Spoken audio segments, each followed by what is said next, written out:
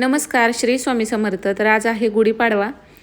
नवीन वर्षाची सुरुवात आपल्या आजपासून होत असते. तर सगळ्यात अगोदर तुम्हाला गुढीपाडव्याच्या खूप खूप शुभेच्छा.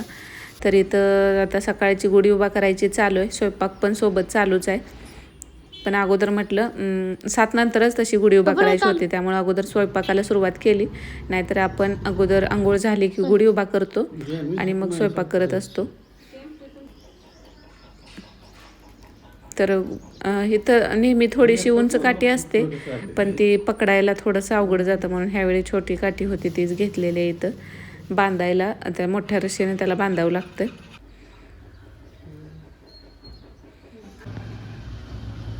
तर इथं अगोदर सगळी पूजा करून घेतली.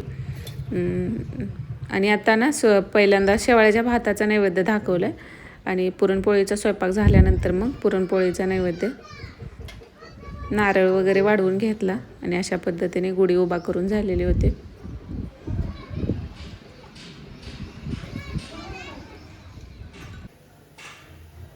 आता गुढीपाडवा म्हटलं की आज सगळ्यांच्याच घरी पुरणपोळी असते आणि कटाची आमटी. तर ह्याची डिटेल रेसिपी आज मी तुमच्यासोबत शेअर करते. आता प्रत्येक सणाला आपण पुरणपोळी तर बनवतोच, पण पुरण एकदम व्यवस्थित कसं बनवायचं आणि आपली पुरणपोळी फुटू नये म्हणून कोणती काळजी घ्यायची या टिप्ससुद्धा मी तुमच्यासोबत शेअर करते. कारण बऱ्याच जणांना पुरणपोळी म्हणलं की ती खूप अवघड वाटते, पण तेवढी ती अवघड नाही.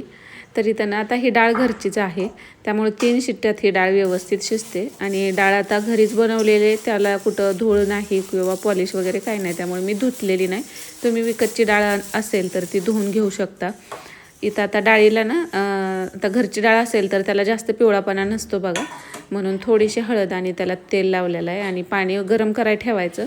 पाण्याला उकळी आल्यानंतर त्यामध्ये आपण हे तेल आणि हळद लावलेली डाळ त्यामध्ये टाकायची आणि उकळी आली ना जरा डाळीवरती फेस येतो बघा, तो जरा काढून टाकला ना, चण्याच्या डाळीनं कसं पित्त होतं त्यामुळं फेस येतो तो थोडासा काढायचा 1-2 वेळा. आणि मग आता याला 3 शिट्ट्या होऊ द्यायच्या. मोठ्या गॅसवरती 2 आणि बारीक गॅसवरती 1 शिट्टी केली तर 3 शिट्ट्यामध्ये डाळ व्यवस्थित शिजते. डाळ शिजते तोपर्यंत आपण कणिक मळून ठेवायची, म्हणजे कणिक व्यवस्थित भिजली जाते, मग आपल्या पोळ्या छान होतात. तर पुरणपोळी करताना बघा एक सिक्वेन्स असतो, डाळ लावायची, पीठ भिजवायचं, भात लावायचं, नंतर आमटी करायची आणि मग पुरण वाटून पुरणपोळी बनवायची.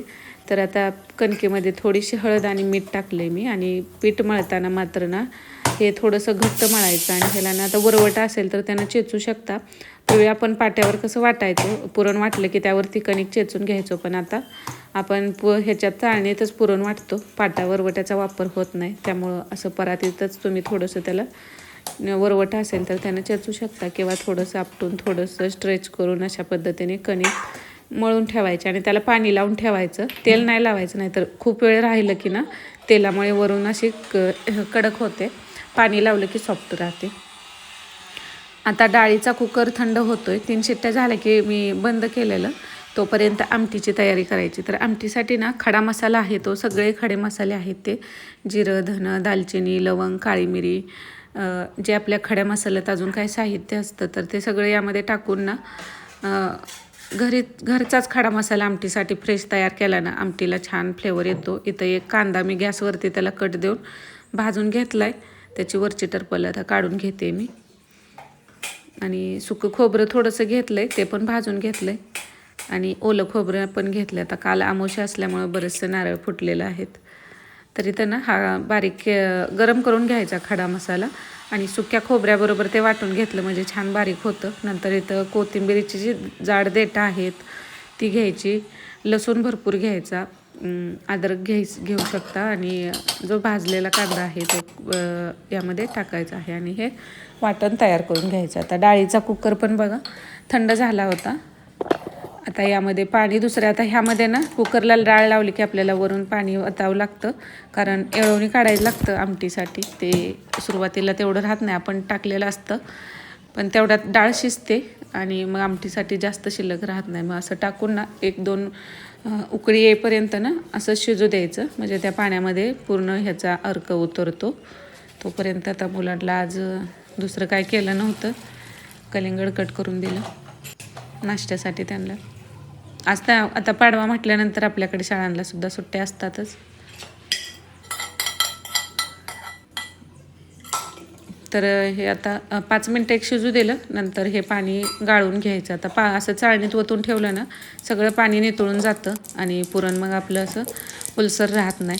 तोपर्यंत आमटीला पण फोडणी देऊन घ्यायची. जिरं मोहरी टाकलेले ते छान फुलल्यानंतर ठेचलेला लसूण टाकायचा, कढीपत्ता टाकायचा. वाटणामध्ये टाकलं होतं आपण लसूण कढीपत्ता आणि ह्याच्यात पण टाकायचं परत. आणि जो बारीक केलेला मसाला आहे तो टाकला आहे. घरगुती काळं तिखट 3-4 चमचे एवढं टाकलं आहे मी, कारण आमटी थोडीशी जास्तीची करायची. आणि हळद टाकली. आता एवढंच मसाले टाकले आणि बाकीचा खडा मसाला तर सगळा घरीच आपण तयार केलेला होता, त्यामुळं इतर मसाले मी यामध्ये टाकत नाही. तर ते वाटण आपलं परततंय तोपर्यंत इथं आता डाळ परत कुकरमध्ये घेतली. त्यामध्ये आता पुरणाची तयारी. चवीपुरतं मीठ टाकायचं, चमच्याभर तूप टाकायचं यामध्ये आणि गूळ टाकायचं. आता गूळ तुम्हाला पुरणपोळी कशी जेवढी गोड असेल तेवढी ती चांगली लागते. आता वरून तुम्ही गुळवणी बनवत असाल तर मग थोडी कमी गोड असेल तर चालते, पण गुळवणी बनवत नसाल तर दुधासोबत खायची झाली तर मग नुसती गोड पोळी छान लागते. तुपासोबतसुद्धा ही छान लागते, गरम गरम पोळी आणि तूप. तर एका गॅसवरती आता तो पण कुकर ठेवून दिला पुरण परतण्यासाठी. आणि आमटीचे हे मसाला पण चांगला तेल सुटेपर्यंत परतल्यानंतर हे पाणी यामध्ये टाकलं आणि थोडीशी डाळ अगदी नॉर्मल 1-2 चमचे डाळ त्याच मिक्सरच्या भांड्यामध्ये वाटून गरम पाण्यात मिक्स करून ते पण टाकले. तोपर्यंत इथं भात पण लावून दिला आणि पुरण पण परतून झालेलं होतं बघा. अशा कन्सिस्टन्सीचं हे पुरण परतून झालं आहे. आता गरम आहे तोपर्यंत वाटून घ्यायचं, म्हणजे पटकन बारीक होतं. थंड झालं की थोडा वेळ जातो. तोपर्यंत ही आमटी पण तयार झालेली होती. आता पापड आणि कुरडई पण तळून ठेवलेलं आहे आणि आता पोळ्या लाटून घ्यायच्या. आता सगळं झालं की मग पुरणपोळी अगोदर नैवेद्य करून घेतलं, ते दाखवलं सासूबाईंनी देवांना. तोपर्यंत मग माझ्या पुरणपोळ्या करायच्या मग सुरू केलं. आणि पुरणपोळी बनवतच मग जेवायला पण द्यायचं चालू असतं, कारण नाश्ता नसला की मग 10पर्यंत सगळ्यांनाच भूक लागलेली असते. त्यामुळं 10 वाजता जेवतात, त्यामुळं थोडीशी सकाळची मग धावपळ होते.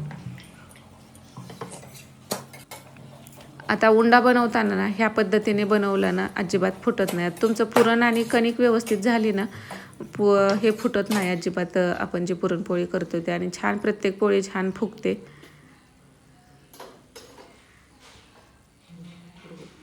आणि लाटताना ना सारखं आलटून पलटून थोडं दोन्ही साईडनं एकसारखी लाटली ना म्हणजे फुगताना सुद्धा ना ती पोळी दोन्ही साईडनं एकसारखी फुगते, नाहीतर एकांगी होते जर आपण एकाच साईडनं लाटलं तर.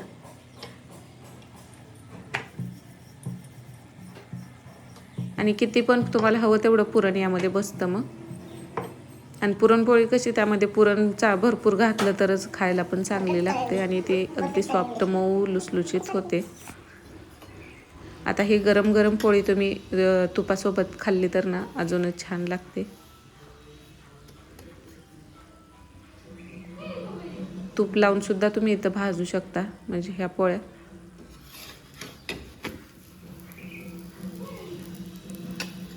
तर काटोकाट अगदी पुरण पसरतं, पुरणपोळी जर अशी टम फुगली तर.